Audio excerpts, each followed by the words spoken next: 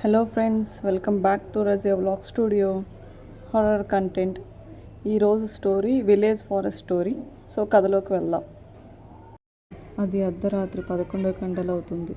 రవి తన పని పూర్తి చేసుకుని తన ఇంటికి బైక్పై వెళ్తున్నాడు. తన ఇంటికి వెళ్ళాలంటే పెద్ద అడవి మధ్యలో ఉన్న రహదారి దాటాలి. చుట్టూ గాఢమైన చీకటి, గాలి భయంకరంగా వీస్తూ భయంకరంగా శబ్దం చేస్తుంది.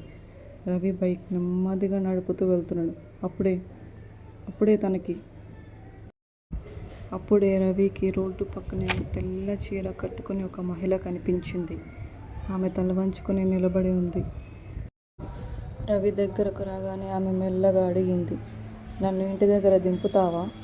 రవి కొంచెం భయపడ్డాడు, కానీ జాలి వేసి ఆమెను బైక్ ఎక్కించుకున్నాడు. భయంగానే రవి ఆమెను ఎక్కించుకొని మెల్లగా బైక్ని నడుపుతున్నాడు. కొద్దిసేపటి తర్వాత రవి బైక్ మిర్రర్లో చూశాడు. ఆమె ముఖం కనిపించలేదు. కానీ రవి ఒక్కసారిగా షాక్ అయ్యాడు. ఎందుకంటే ఆమె కళ్ళల్లో ఎర్రటి వెలుగు మెరుస్తోంది. రవి గుండె వేగంగా కొట్టుకుంటుంది. బైక్ వేగాన్ని పెంచాడు. ఆ మహిళ నెమ్మదిగా నవ్వుతూ చెప్పింది, "నువ్వు నన్ను ఎక్కడ దింపినా నేను మళ్ళీ ఇక్కడికే వస్తాను." అప్పుడే బైక్ సడన్గా ఒక్కసారిగా ఆగిపోయింది. రవి భయంతో వెనక్కి తిరిగి చూశాడు, కానీ బైక్పై ఎవరూ లేరు. కానీ ముందు మధ్య రోడ్డులో చూస్తే ఆ మహిళ అక్కడే నిలబడి ఉంది. ఇప్పుడు ఆమె మొహం స్పష్టంగా కనిపిస్తుంది. ముఖమంతా ఎర్రటి రక్తంతో నిండిపోయి ఉంది. ఆమె స్పష్టంగా గమనిస్తే ఆమె కాళ్ళు నేలను తాకడం లేదు. రవి భయంతో గట్టిగా అరుస్తూ కింద పడిపోయాడు.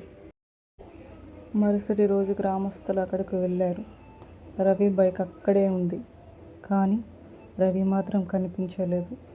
అప్పటి నుంచి ప్రతి రాత్రి 10 గంటల తర్వాత ఆ అడవి రహదారిలో తెల్లజీర కట్టుకుని ఒక మహిళ లిఫ్ట్ అడుగుతూనే ఉందని గ్రామస్తులు చెబుతున్నారు.